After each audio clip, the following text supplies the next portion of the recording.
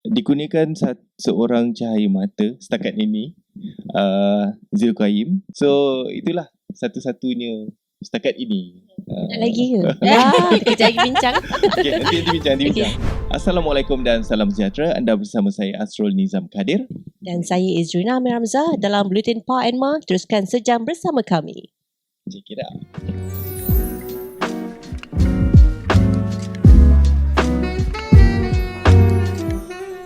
Welcome back to Borak Pak and Ma, podcast majalah Pak and Ma. Di sini kita memberi ruang kepada Papa and Mama untuk berkongsi experience dan sebagainya. Hari ini kita bersama dengan orang kata orang hebat juga dalam bidang penyiaran ni, suami isteri. Boleh perkenalkan diri tak? Okay, hai, saya Izrina Amir Hamzah. Saya menyampai berita di TV3. Saya juga seorang wartawan lah, bekas wartawan. Jadi selalunya saya yang tanya soalan, Maira. Hari ni ditanya. Awak tanya saya soalan, jadi saya pun nervous. Saya lagi nervous. Sama-sama nervous. Kita tengok Cik Asrul Nizam nervous tak? Oh, okay. Assalamualaikum, salam sejahtera. Terima kasih jemput kami hari ini untuk bersama-sama dengan untuk podcast ni. Saya Asrul Nizam Kadir. Kalau biasa selalunya orang tengok dekat TV. So ini adalah orang sebenarnya dekat di medium yang lain. So saya adalah penyampai berita TV3 dan juga penerbit Buletin utama TV3. Biasa pukul berapa tu? Buletin utama kita pukul 8 prime time. So nak kata sebenarnya jodoh kita orang pun memang dekat studio lah, dekat Sri Pentas lah, di bilik berita. Cinta lokasi lah. Cinta lokasi. Itu lah. Oh, kiranya bila tu? Tahun berapa? Kita kenal 2014. Masa tu kawan-kawan. Masih kau aku masa tu lah. 2013 lah. 2013. Alamak, oh my god. Tak, 2014 dia terus keep kepada yang macam dah serius sikit lah. Tapi kenal kawan tu macam Sama suka 2013 saya lah. lagi lama lah. Tak, masa tu kawan je. Oh no. Okay. Lepas tu 2014 kita jadi lagi serius. Tak sangka serius sebab yelah mula-mula kawan kan, duk macam happy-happy je cerita, borak-borak. Lepas tu terbercinta pula. Minta maaf lah terbercinta. Jadi dah tersuka. Orang kata mungkin jodoh. Jadi bila jodoh dia mudah. Dia laluan tu straight je dia pergi jumpa mak saya dan semua okey, Alhamdulillah. Jadi tak sampai setahun lah kita kenal serius tu. And then kita pun decided to get married. Dah tak ingat macam mana. Tapi macam tu lah. Flow dia terlalu cepat lah. Kita macam Izrina cakap tadi, kita orang berkawan sebab 2-3 bulan kot. Yang kawan yang agak actually macam close. So lepas tu macam tak tahulah macam mana berputiknya tu. Dan terus saja dia macam it's very fast pace. Sangat cepat. Kawan, lepas tu close, lepas tu macam agak okay je. Lepas tu jumpa family. Lepas tu terus proceed dengan macam pergi merisik, tunang, kahwin. So far kerja bersama-sama best ke? Okay. Actually macam kami media ni, kami ada department sendiri. Macam walaupun kami di bawah satu bumbung Buletin. Tapi macam Izrina lebih kepada kewartawanan, jurnalis, editorial, lebih keluar turun padang. Macam masa saya masuk dia di meja antarabangsa foreign desk, dan saya pula masuk sebagai penolong penerbit masa tu. Dan sampailah dan kami ni berada dalam 2 tim yang berlainan, satu di bahagian editorial dan satu bahagian production. Cumanya bila dia come up dengan satu produk adalah keluar di Buletin lah, Buletin TV lah, berita lah. So dia akan jadi Buletin yang kalau kita tengok Buletin pagi 1.30 ataupun Buletin utama tu lah. So dari segi lokasi kerja tu adalah dia di tempat yang sama, cuma di bawah department yang unit yang berlainan. Tak isu sangat lah sebab cuti kita tak berebut. Tak kacau. Bila cakap pasal cuti tak berebut dan sebagainya, as we know, kalian boleh dikurniakan seorang cahaya mata kan. Okay, boleh share tak namanya apa, usianya berapa? Okay, dikurniakan seorang cahaya mata setakat ini, Zulkaim. Biasanya kita semua orang pun akan kenal dia dengan Zil lah. So kawan-kawan ke, if ada followers ke, dia akan tahu Zil. So memang ke mana kita pergi pun kadang-kadang kita tak aware pun yang macam orang kenal kita ke, tapi tiba-tiba Zil okay, macam okay. So itulah satu-satunya setakat ini. Nak lagi ke? Wah, kita lagi bincang. Okay, nanti bincang. Okay, Boleh bincang. Ayo, nanti hujung rancangan dia akan buat pengumuman je. Okay. Zil dah 4 tahun setengah lah. This year masuk ke 5 tahun lah. So kalau ikut kiraan dia 4 tahun 6 bulan macam tu. So setakat ni masih seorang sebab kerja kita memang shift kita kan kejapkan seorang malam, kejapkan seorang siang. Jadi kita kena complement. Masa berdua je tak ada masalah. Kita boleh pergi kerja sama-sama. Tapi bila dah ada Zil, then kita kena take charge. Maksudnya seorang kena pergi dulu kerja and then seorang lagi akan ambil dia masa daripada taska. Kita memang daripada kecil dia ke taska lah. Daripada seawal 2 bulan lepas pantang tu. So tak ada choice. Kita tak ada helper. Kita tak ada maid ataupun sebagainya. Jadi kita lah maid, kita lah driver, kita lah semua. Macam bahagikan masa dengan tu, luangkan masa dengan Zil macam mana? Okay, macam tu lah. Macam Izrina cakap tadi, kerja kami ni menuntut kami lebih perlu fleksibel. Jadi ada masanya kita akan tengok daily basis tu macam mana. Katakan esok saya bekerja pagi dan Izrina bekerja petang. So siapa yang akan handle di sebelah pagi dan siapa yang akan handle di sebelah petang dan juga malam. Selalunya kita akan tengok daily lah macam mana. Dan macam sekarang ni alhamdulillah dia ada daycare, dia ada sekolah dia. So macam tu agak memudahkan kami lah untuk bekerja. Untuk siang tu kita tak perlu risau sangat sebab dia dah ada daycare. Tapi untuk sebelah malam tu kadang-kadang ada yang kena bersiaran malam. Ada yang macam kadang-kadang kena overtime sekejap untuk kerja-kerja susulan kan.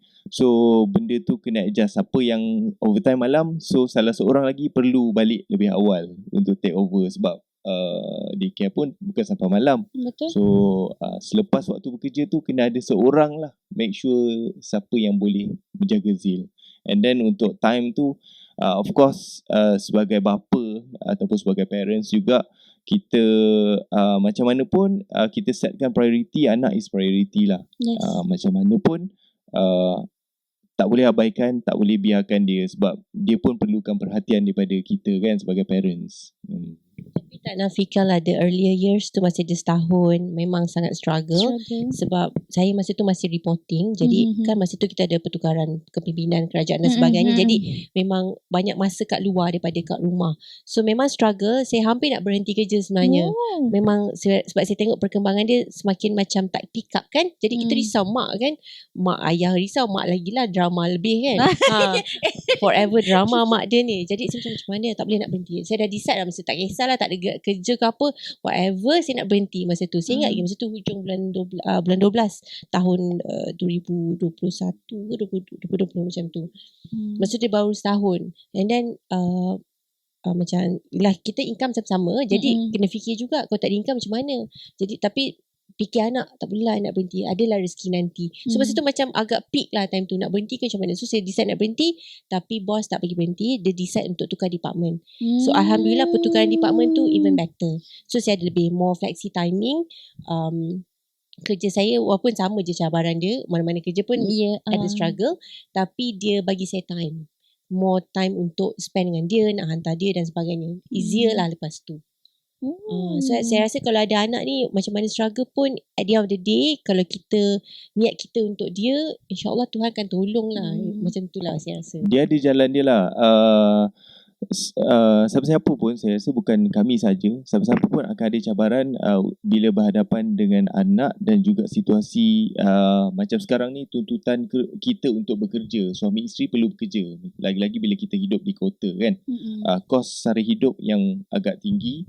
Dan bila kita memikirkan dua perkara ni, kita rasa macam mana pun kena kerja, kena cari duit. Tapi pada masa yang sama kita tak boleh abaikan ini anak kita untuk kita teruskan. So priority tu sepatutnya dekat mana. Tapi dalam keadaan ni macam Izrina tadi, saya rasakan itu satu pengorbanan daripada dia sampai dia decide untuk berhenti kerja. Macam tu dia dah sampai tahap nekat dah. Macam dia cakap, saya tak kisahlah macam mana pun saya perlu berhenti kerja sebab saya nak fokus dekat Zil.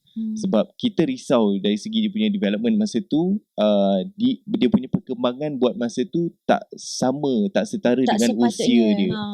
Macam dia masa tu 2 tahun ataupun setahun lebih.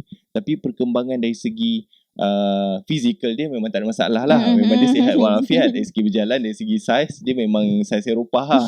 Tapi dari segi macam kita tak tahu dari segi mentally dia, dari segi dia punya emosi dia, dari segi dia punya percakapan, dia bercakap ke tak, itu kita risau di situ. Untuk anak yang berumur 2 tahun, kita rasa macam kenapa dia at least tak cakap mami ataupun daddy. So kita terdetik macam tu. Cuma adalah bunyi dia macam D, me. Tapi tak ada macam mami, daddy. At least kena ada solid word. Itu indikator yang macam mungkin buat Izrina rasa tak apalah, saya berhenti kerja lah untuk Zil. So saya rasa macam itu pengorbanan yang dia buat. Saya pula sebagai bapa macam okay, dia berhenti kerja, so lepas ni saya perlu bekerja lebih keras. Sampai ada satu tahap saya rasa tak apalah, walaupun saya seorang yang akan mencari rezeki tu, saya willing tu pergi cari kerja, selepas tu pergi cari extra job ke untuk sara family kan. So saya pula sampai ke tahap begitu. Kalau pergi cuci pinggan kat restoran pun tak apalah, janji saya dapat RM80 sehari pun kan, dapat untuk extra untuk menyara anak. Sampai itulah masa tu yang bila dia decide untuk berhenti kerja. Saya memang saya pula hati tisu tak boleh sama. Jadi rasa macam orang tak tahu struggle as a parents kan. Macam kebetulan pula menjadi seorang menjadi parents yang baru lagi kan. Zil kan the first born kan. Okay, let's say macam kalau diberi lagi rezeki untuk timbang cahaya mata dan seterusnya, mungkin ada tak something yang both of you rasa macam bila kita belajar dengan first born ni banyak benda belajar and takkan repeat contoh mistake ke apa ke untuk second punya child, ada tak? Kalau since kita dah ada pengalaman yang first kan, so the second one insyaAllah akan lebih easy lah. Dah tahu kalau dia macam ni macam mana nak buat. Tapi yang saya perasan tu lah, the first year and the first two, umur dia setahun dan kedua tu memang betul orang kata crucial. Selalu kan kita akan ada stereotip, tak apa nanti dia cakap, tak apa nanti dia ni, apa nanti dia okey.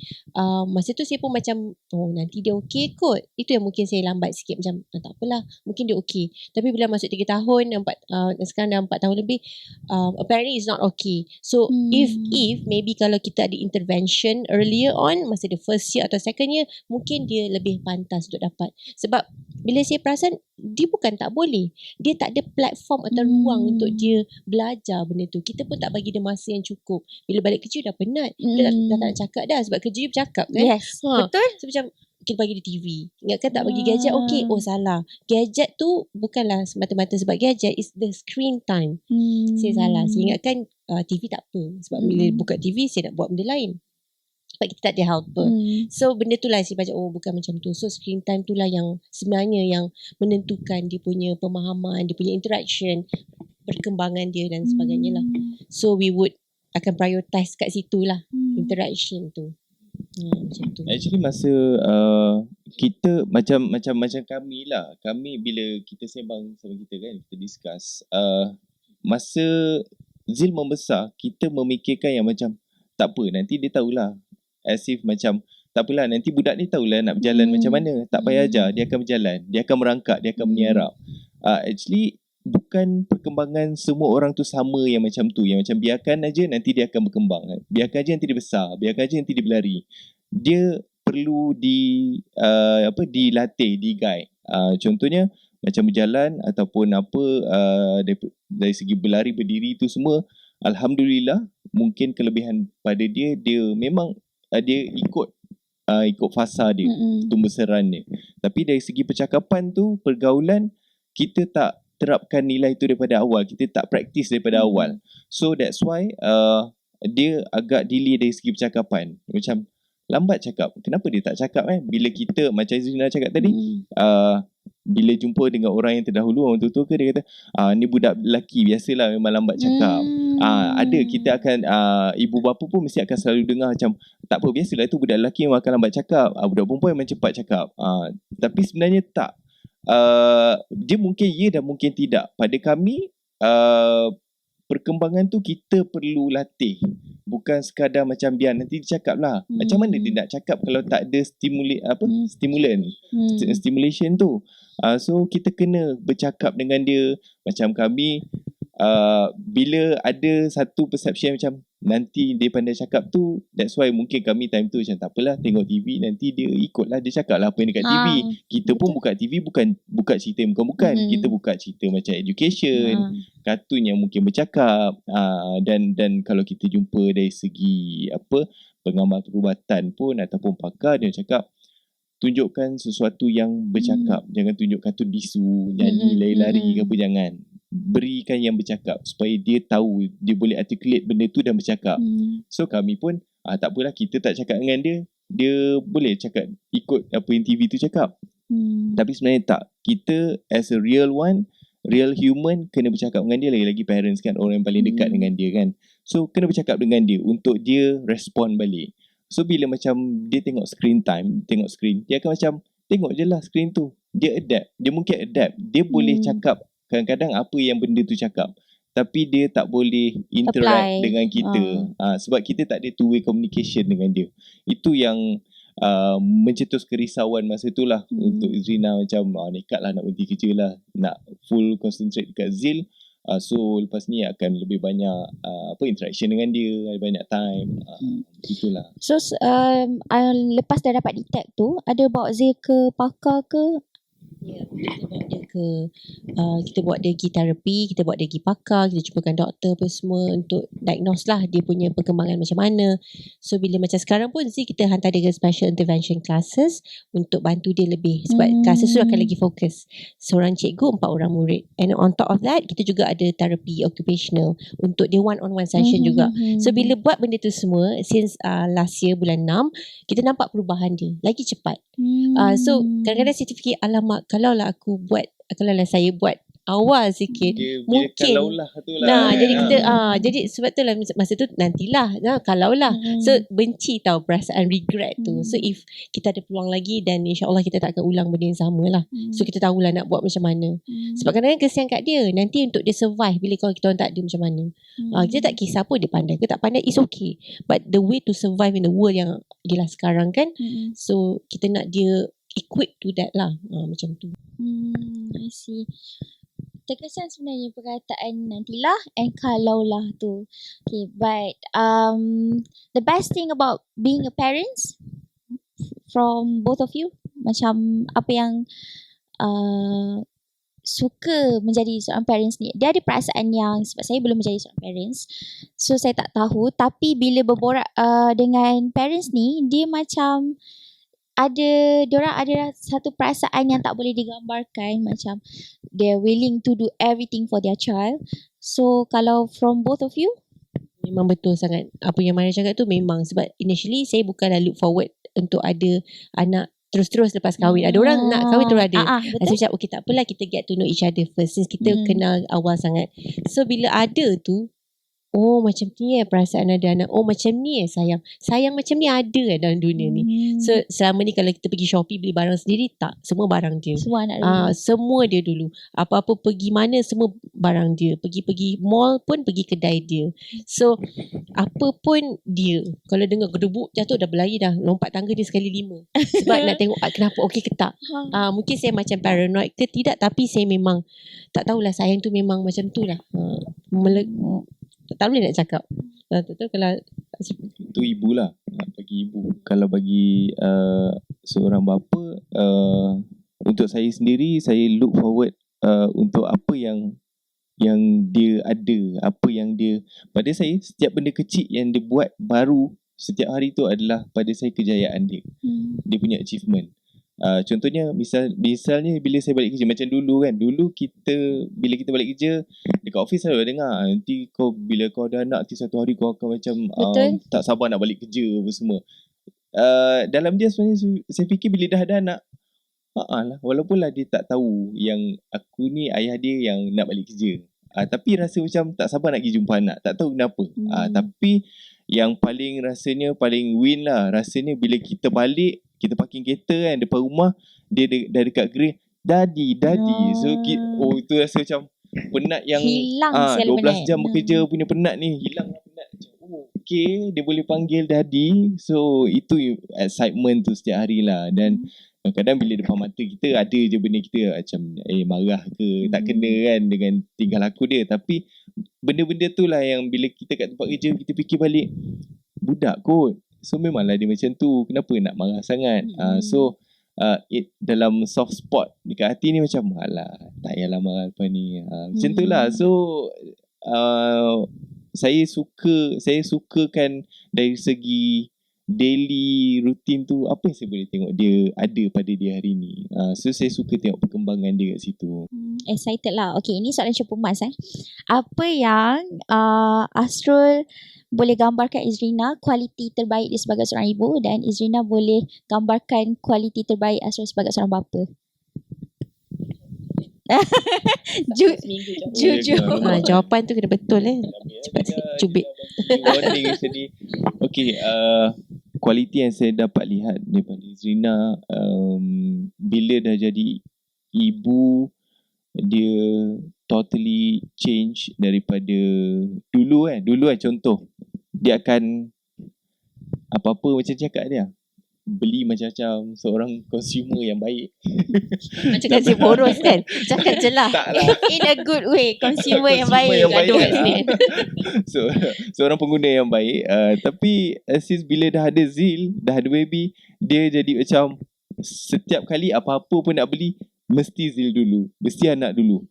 Barang dia tak ada tak apa. Even so kadang-kadang saya suka bagi apa-apa untuk appreciate. Tapi bila kadang-kadang bila dia dapat benda dan bila Zil tak ada, esok tu tiba-tiba lusanya tu lah, tiba-tiba kita tengok barang Zil ada. Kenapa belikan dia ni? Sebab dia tak ada benda bila awak belikan saya. So dia punya priority tu macam memang Zil betul. Memang priority dia dekat anak lah. Dan saya rasa the biggest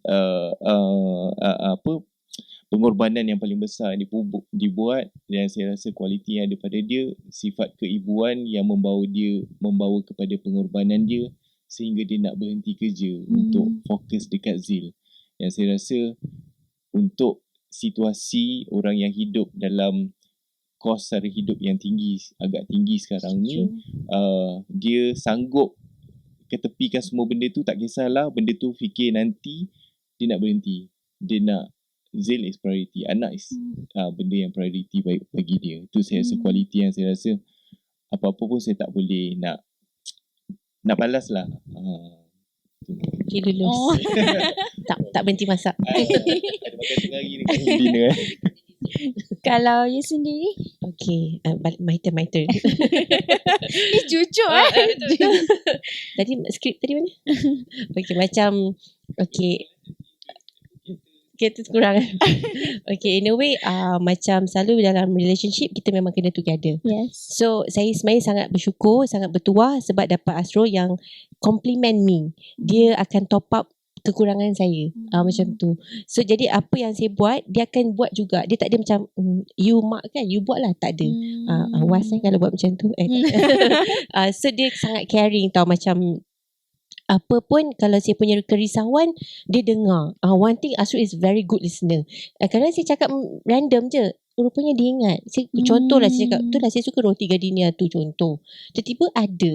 Dia macam tu. So benda elemen-elemen ataupun kriteria ataupun personality yang ada tu membantu saya dalam membesarkan Zil yang dalam kehidupan yang mencabar ni. Jadi walaupun susah macam mana pun, walaupun struggle macam mana pun, saya okay sebab saya ada good foundation dengan Asrul, good relationship yang kita complement each other.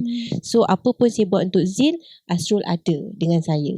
Jadi benda tu yang memudahkan dalam pada kesukaran tu. So dia tak adalah nak moyan. Macam tu lah. Okay, dia ada. Faham? Salin pampers pun dia buat. Macam tu. Okay, faham. Penting sebenarnya. Okay, memandangkan both of you from media, let's say kalau Zil dah membesar, adakah kalian bersetuju untuk membenarkan dia menceburi bidang ni? Kita tak pernah letakkan harapan dia masuk bidang yang sama. saya sebenarnya lagi suka dia explore benda lain. Sebab saya cepat bosan tau. So kalau I dah buat ni, Asru dah buat ni, okay, apa lagi dalam dunia ni yang dia boleh buat? So kita tak akan tentukan lah, ataupun tunaikan cita-cita kita yang tak tercapai dulu. Kan selalu macam tu kan. Tak ada. Kita open. Dia suka ikan, dia nak jadi marine biologist, silakan. Nak jadi apa, silakan. Kan macam tu. Kita tak menetapkan Zil untuk jadi Zil, nanti one day you kena jadi personality, one day you kena jadi host, one day you kena jadi penyampai berita. Tak. Seperti Zilina cakap tadi lah, apa yang you nak buat, apa yang you suka, go ahead, as long as benda tu betul, tak menyalahi agama dan undang-undang, and should be okay untuk kita. If you nak jadi musician, you nak jadi marine biologist sebab dia suka ikan, dia suka shark. If you katakan you suka music, dia suka apa lagi? Painting, dia suka draw. If you nak jadi pelukis ke, kita okey je. Kita support. You nak jadi karyawan ke, nak jadi penulis, nak kerja kat Karangcraft ke, kita support. Tiba dah minta job. Kita okey je. Kita support. Ikut apa yang dia suka buat. As long as benda tu tak salah, tak menyalahi agama dan undang-undang, should be okay lah. Okay. Alright. Kalau kita nak tengok both of you joget. Bukan berjoget. Baca berita boleh ke? Risau. Ada skrip. Kan ada skrip ke?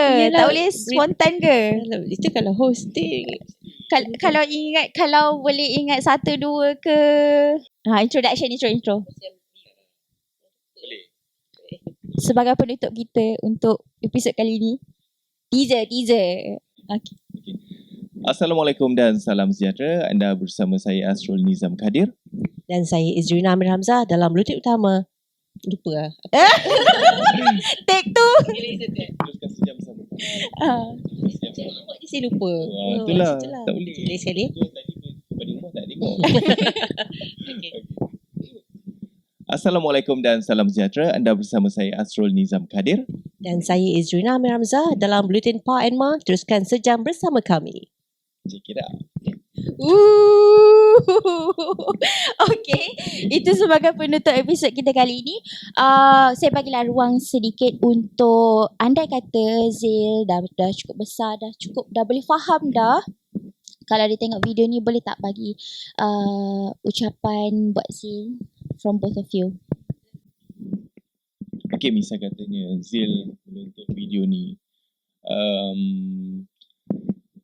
okay, satu perkara sahaja yang Daddy nak ingatkan Zil adalah walau apa sekalipun cabaran dan dugaan yang Zil hadapi dalam hidup Zil, sekiranya kami tak ada lagi, Zil perlu ingat yang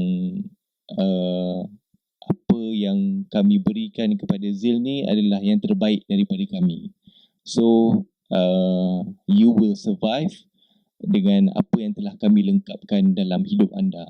Sebab kita tidak memberi sebarang kekurangan pun kepada anda, sebab semua, even so susu, makanan pun hanya yang terbaik untuk Zil. So pesanan Daddy adalah just be yourself, just trust yourself, believe yourself, you can do everything that you wanted to do. All the best. Sedih lah pula. Itulah tu. Janganlah bagi ending sedih. Sesak boleh macam ni. Zil, Mami ada SSPNI untuk Zil. Sebab kita tak ada. Yes. Tolong insert. PSP pun ada untuk Zil. Yes. So kita, financially kita dah equipkan untuk Zil. So insyaAllah, jangan lupa doakan kita orang lah. So cukuplah untuk beli rumah, kereta dan hidup. So whatever it is, kita tak ada pun, our spirit will always be with you. So kita percaya our strength and apa yang kita ada is in you. So you will fly high no matter what you do. Mami tahu you gonna do that, insyaAllah. Okay. Alright. Harap-harap Encik Ahmad Dosuki boleh tengok orang-orang SSPN boleh tengok sebab kita punya kita banyak bekerjasama dengan SSPN. Tengok episod kali ni sponsor Encik Ahmad Dosuki. Alright, okay. That's it for today. Thank you so much sebab luangkan masa berkongsi rasa sebagai seorang parents, berkongsi tentang Zil. I hope everything dipermudahkan harapnya. That's it untuk episod Borak Pak Emma kali ni. Bye-bye.